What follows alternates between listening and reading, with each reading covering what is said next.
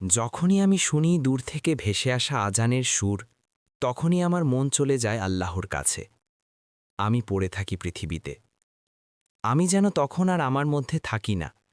কোনো এক অজানা মায়ার সাগরে আমার চিন্তাভাবনা সাঁতার কাটতে থাকে। আজানের কথায় আছে জাদু। সেই জাদু প্রদর্শনীর সময় অজানা কোনো মায়ার জগতে আমার অভিসার হয় শুরু।